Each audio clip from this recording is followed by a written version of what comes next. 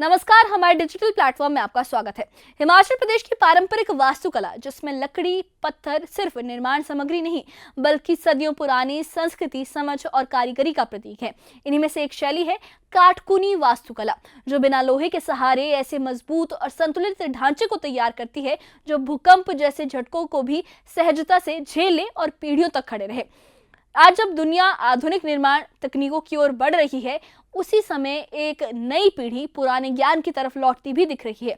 और यही नज़ारा देखने को मिल रहा है कुल्लू जिले के नग्गर गांव में, जहां कोलकाता की टेक्नो इंडिया यूनिवर्सिटी के वास्तुकला छात्र हिमालयी धरोहर की इस अनूठी तकनीक को नजदीक से समझने पहुंचे हैं।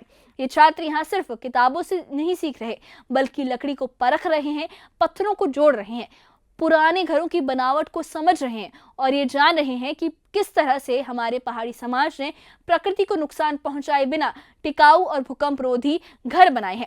एक्सप्लोर आर्ची और हिमालयन ब्रदर्स ट्रस्ट द्वारा आयोजित इस 3 दिवसीय कार्यशाला में छात्रों को पारंपरिक कारीगरों के साथ काम करने और काटकुनी मॉडल बनाने, लकड़ी की नक्काशी समझने और नगर की ऐतिहासिक धरोहर का अध्ययन करने का मौका मिल रहा है।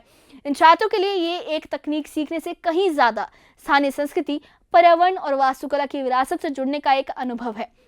और सवाल ये भी है कि क्या आने वाले वक्त में ये तकनीक मैदानी इलाकों में भी नई दिशा दे सकती है। इन्हीं पहलुओं को समझेंगे इस खास रिपोर्ट में। देखिए एक खास रिपोर्ट।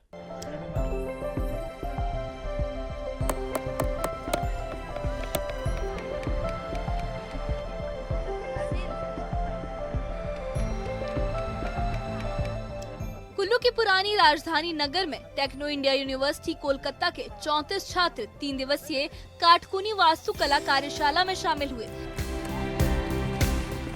इस वर्कशॉप का उद्देश्य था हिमालयी पारंपरिक निर्माण तकनीक से व्यवहारिक रूप से रूबरू कराना। इसका आयोजन एक्सप्लोर आर्ची और हिमालयन ब्रदर्स ट्रस्ट के संयुक्त सहयोग से किया गया।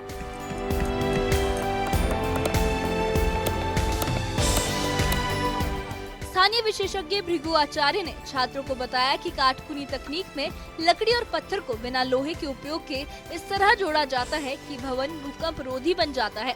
उन्होंने कहा कि युवा वास्तुविदों में इस पारंपरिक और सांस्कृतिक पहचान से जुड़ी शैली के प्रति जागरूकता और समझ बढ़ाना बेहद जरूरी है।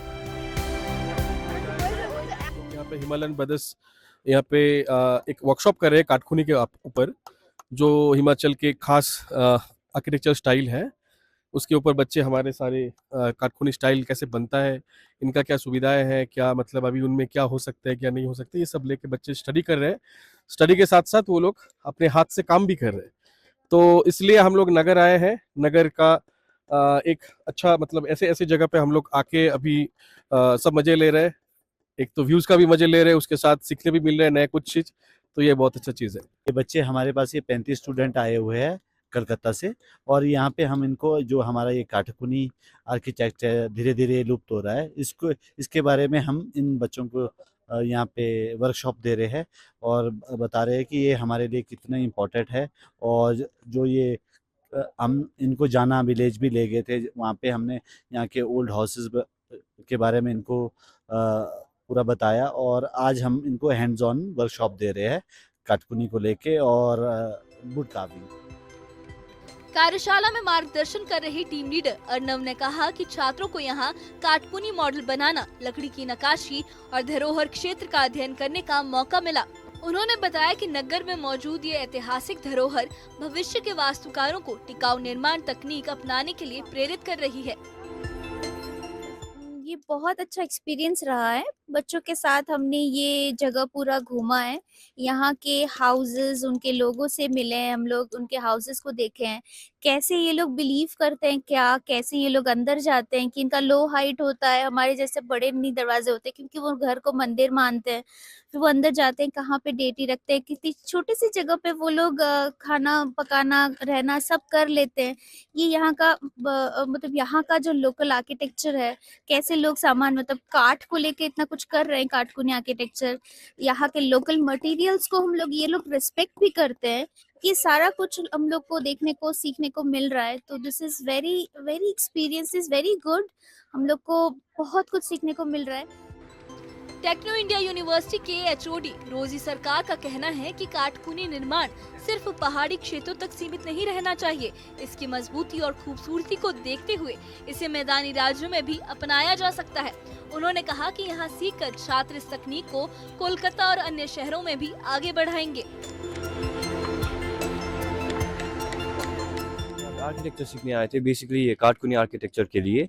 और यहाँ पर आके हमने ये कम्युनिटी यहाँ पे जो रहते हैं उनके घर जो पहले से बिल्ट है उसको देखा, वो कैसे रहते थे, क्या करते थे, वो सब ऑब्जर्व किया और वही अब हम फॉलो करके वही पैटर्न से we are trying to make models of Kathkuni architectures जो हीट को बहुत अच्छे से इंसुलेट करते हैं।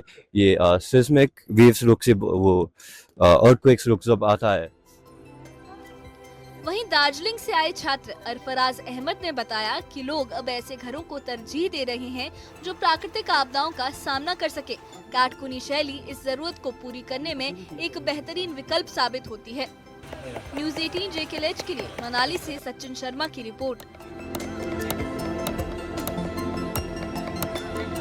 तो कुल्लू के नगर में आयोजित ये कार्यशाला सिर्फ ज्ञान का आदान प्रदान का एक मंच नहीं है, बल्कि उस सोच का प्रतीक है जो विकास की दौड़ में स्थायी और पर्यावरण संगत तकनीकों को फिर से केंद्र में ला रही है। काटकुनी वास्तुकला जो है वो हिमाचल की पहचान है। सादगी में विज्ञान, स्थानीयता में मजबूती और परंपरा में टिकाऊपन लेकर चलने वाली एक कला है। जब युवा छात्र इस तकनीक को सीखकर अपने साथ ले जाते हैं तो ये सिर्फ एक कला का विस्तार नहीं बल्कि धरोहर के संरक्षण का आश्वासन भी है। आज जब दुनिया प्राकृतिक आपदाओं से सुरक्षित निर्माण की तलाश में है, काटकुनी शैली एक बार फिर आधुनिक वास्तुकला को दिशा देने का सामर्थ्य रखती है। और इस कार्यशाला है, इसमें शामिल युवा वास्तुविद भविष्य के वो कारीगर बन सकते हैं जो इस तकनीक को शहरों, कस्बों और मैदानी इलाकों तक पहुंचाकर टिकाऊ निर्माण का एक नया अध्याय लिखेंगे। हिमाचल के ये जो धरोहर है, अगर कलकत्ता, दार्जिलिंग, दिल्ली, जयपुर या किसी भी शहर में अपनाई जाती है तो ये सिर्फ एक वास्तुकला शैली का प्रसार नहीं बल्कि प्राकृतिक संतुलन और सांस्कृतिक जुड़ाव का विस्तार होगा। नगर में सीखने पहुंचे ये छात्र संभवतः आने वाले सालों में ऐसी बिल्डिंग्स के डिजाइन करेंगे जो मजबूत भी हो, सुंदर भी हो और प्रकृति के अनुकूल भी हो। इसी उम्मीद के साथ ये परंपरा जीवित रहे, बढ़ती रहे और नई पीढ़ी को प्रेरित करती रहे। इस बारे में आपकी क्या राय है, हमें कमेंट बॉक्स में अपनी राय जरूर बताइए। और इससे जुड़े अपडेट्स के लिए और ऐसी ही खबरों के लिए हमारे चैनल के साथ बने रहिए। हमारे चैनल को सब्सक्राइब करिए। शुक्रिया।